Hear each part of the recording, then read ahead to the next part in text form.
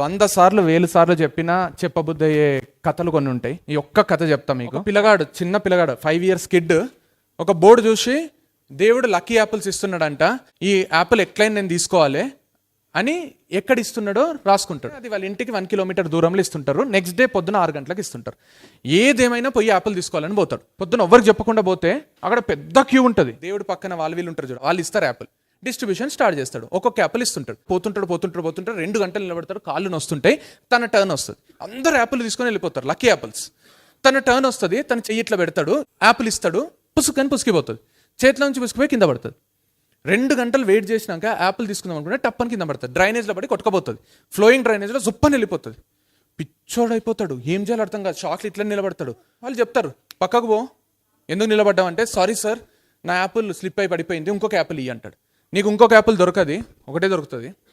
ఒక్కొక్కరికి ఒక్కొక్క యాపిలే. నువ్వు చక్కగా పట్టుకోలేదు, స్లిప్ అయిందంటే, ఐ యాక్సెప్ట్ సార్, నాదే తప్పు, నేను ఓవర్ ఎగ్జైట్ అయిపోయినా, అందుకే ఇట్లా పట్టుకుందామంటే స్లిప్ అయింది, నాకు ఎట్లా స్లిప్ అయిందో కూడా అర్థమవుతలేదు సార్, ప్లీజ్ సార్, ఈసారి మంచి పట్టుకుంటావు, ఇంకొక యాపిల్ ఇయ్యరా, ప్లీజ్ ప్లీజ్ ప్లీజ్ ప్లీజ్ అని అడుగుతాడు.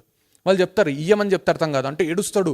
మా అమ్మకి నాన్నకు చెప్పలేదు, ఇంట్లో తిడతారు నన్ను, నాకు యాపిల్ ఇవ్వండి, నేను ఎంతో ఇంట్రెస్ట్తో వచ్చిన, ప్లీజ్ ప్లీజ్ ప్లీజ్ అంటే కూడా వెళ్ళిపోవని చెప్తే అర్థం కాదంట. వెనకాల వెయిట్ చేస్తున్నాడు. అసలు వదలడు, గట్టిగా ఏడుస్తుంటాడు. చెప్తారు, సరే ఇంకొక యాపిల్ కావాలి కదా, పోయి లైన్లో నిలబడు, నీకు ఇంకొక యాపిల్ ఇస్తాను. చూస్తాడు, వెనకకు చూస్తే పొద్దున వచ్చినప్పుడు ఎంత లైన్ ఉంటుంది అంత ఉంటుంది. అయితే కూడా ఏం దారి లేక పోయి నిలబడతాడు. మళ్ళీ క్యూ స్టార్ట్ అవుతుంది. మళ్ళీ ఒక్కొక్కరు తీసుకొని వస్తుంటారు. నా తర్వాత వచ్చిన వాళ్ళు ఒక్కొక్కరు యాపిల్ తీసుకొని వెళ్ళిపోతున్నారు. నేను అందరికంటే ముందు వచ్చినోడిని నేను ఇంకా క్యూలో నిలబడ్డా. ఇదేం దరిద్రం, నాకే ఎందుకు ఇట్లా జరుగుతుంది, నాకే ఎందుకు.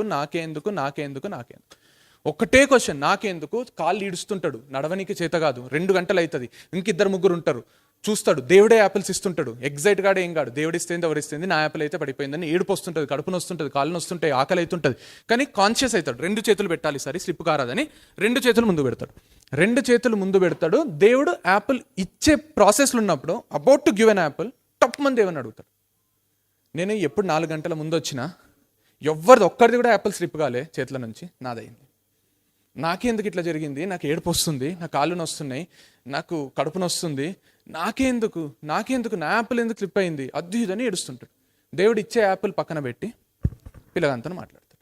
నేను చూసిన, నిన్ను 5 గంటలకు వచ్చినావు, ఐ సా యూ, చూస్తాను, నచ్చినావు, మస్తు నచ్చినావు, I decided to give you the best apple నీకు ఇవ్వాలని ఫిక్స్ అయిపోయినా నేను. నువ్వు వచ్చినప్పుడు అన్ఫార్చునేట్లీ నీకు రాటెన్ యాపిల్ వచ్చింది, మురిగిపోయిన యాపిల్ వచ్చింది, నీకు తెలియదు, అది నువ్వు తీసేసుకున్నావు. నాకు నువ్వు ఆ యాపిల్ తీసుకోవడం ఇష్టం లేకుండే నేను స్లిప్ చేసిన, నీకు స్లిప్ కాలే, అది నాకు ఇష్టం లేక నేను స్లిప్ చేసిన. కింద పడిపోయినా తీసుకుంటావని నాకు తెలుసు, అందుకే డ్రైనేజ్లో పడి కొట్టుకోబోయేటట్టు చేసిన. నువ్వు ఇంకొక యాపిల్ అని అడుగుతున్నావు కదా, I could have easily given you an other Apple, ఇంకొక యాపిల్ ఇట్లా ఇస్తుంటే నేను. కానీ నేనేం చేయాలి చెప్పు. The sweetest Apple was still growing in the garden. అది ఇంకా గార్డెన్లో గ్రో అవుతుంది, అది ఇంకా రెడీ కాలేదు. దాన్ని అప్పుడే తెంపింటే అది సోర్ ఉంటుంది, ఒగరు ఉంటుంది, తీయగుంటుంది, స్వీటెస్ట్ కాదు. అది గ్రో కావడానికి ఇంకా 2 గంటలు పడుతుంది. 2 గంటలు నేను వెయిట్ చేయమంటే నువ్వు వెయిట్ చేయవు, నాకు తెలుసు. అందుకే నేను వెనకాల క్యూలో పంపించిన, ఇప్పుడు ఇక్కడికి వచ్చినావు, ఇదే ఆ యాపిల్ ఇప్పుడే రెడీ అయింది, నీకోసమే, ఇది తీసుకుంటాడు, వెళ్ళిపోతాడు, సంతోషంగా వెళ్ళిపోతాడు. And I'm telling you, this is not the story of that boy, this is story of every one of us. మనందరము సీరియస్గా చెప్తున్నా, నాకే ఎందుకు, వై మీ, ప్రతి విషయానికి వై మీ. ప్రతి విషయానికి, ప్రతి చెడ్డ విషయానికి, ప్రతి ఫెయిల్యూర్కి నాకే ఎందుకు. నీకు తెలియదురా, నీకు నాలాగుంటే లైఫ్ తెలుస్తుండే. నాకే జరుగుతుంది, ఇది ఫస్ట్ టైం కాదు, నాకే జరుగుతుంది. నీకే ఎందుకు జరుగుతుంది అంటే సంథింగ్ బ్యూటిఫుల్ నీకు స్టోర్లు ఉంది కాబట్టి ఇప్పుడు నీకు ఇట్లా జరుగుతుంది. నీకు తెలియదు కదా స్టోర్లు ఉందని, నీకు వస్తుంది because you are in the preparation. First point. Second point, ఇది ఇంతకంటే మంచి పాయింట్ ఉండదేమో ఈరోజు డిస్కషన్లో. నాకే ఎందుకని మనం అందరము దేనికి అడుగుతాం చెప్పు? నాకే ఎందుకని మంచి విషయాలకు అడుగుతామా, చెడ్డ విషయాలకు అడుగుతాం? అయిపోయింది కదా, ఎండ్ ఆఫ్ ద స్టోరీ కదా. నాకు ఏదన్నా ఫెయిల్యూర్ వస్తే నాకే ఎందుకు, చెవు నొప్పి వస్తే నాకే ఎందుకు, పంటి నొప్పి వస్తే నాకే ఎందుకు, ₹1,00,000 లాస్ అయితే నాకే ఎందుకు, నాకు జ్వరం వస్తే నాకే ఎందుకు? నాకు 2 చేతులు ఉన్నాయి, అడగాల్సింది కదా, అడగం. ఐసీయూలల్లో ఆక్సిజన్ అందక ఏండ్లు బతుకుతున్నారు. ఏసీ ఆఫ్ చేస్తే 10 నిమిషాలు ఉండం, వెళ్ళిపోతాం. నాకెందుకు ఇట్లాంటి లైఫ్ స్టైల్ ఉంది, అడగం కదా. చలి పెడితే 2 దుప్పట్లు కప్పుకొని పనుకుంటాం. 2 దుప్పట్లు కాదు, 1 దుప్పట్లు లేని వాళ్ళు ఉన్నారు. నాకెందుకు అమ్మ నాన్న పిల్లలు, నాకెందుకు ఒక ఫ్యామిలీ, ఒక ఇల్లు, ఫుడ్, షెల్టర్, నాకెందుకు? క్వశ్చనే లేదు. నా కాళ్ళ మీద నేను నడుస్తున్నా, క్వశ్చన్ లేదు, నా ఎంజాయ్ నేను చేస్తున్నా, నాకు డబ్బులు ఉన్నాయి, ఇక్కడ ఒక జత దండం మీద ఒక జత లేవు, మస్తు బట్టలు ఉన్నాయి, అల్టిమేట్ లైఫ్ స్టైల్ ఉంది, నాకు అద్భుతమైన లైఫ్ స్టైల్ ఉంది. You are able to hear what I'm saying. It చెవులు ఉన్నాయి. So many things so many people don't have. అట్లాంటి వాళ్ళు మస్తు మంది బతుకుతున్నారు. దోమలకు డెంగ్యూలు వస్తున్నాయి, డెంగ్యూలు వచ్చినాయని తెలియకుండా చచ్చిపోతున్నారు.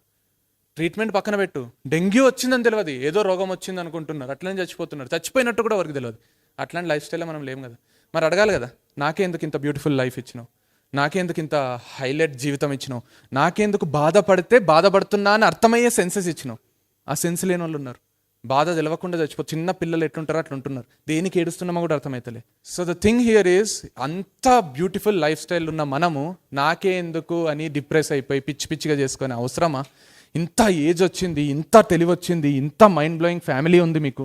సో ఎంత కంఫర్టబుల్గా ఉన్నాం మనం, ఎంత హ్యాపీగా ఉన్నాం అనేది matter. It doesn't mean that you have to have everything in life. No, absolutely no, impossible.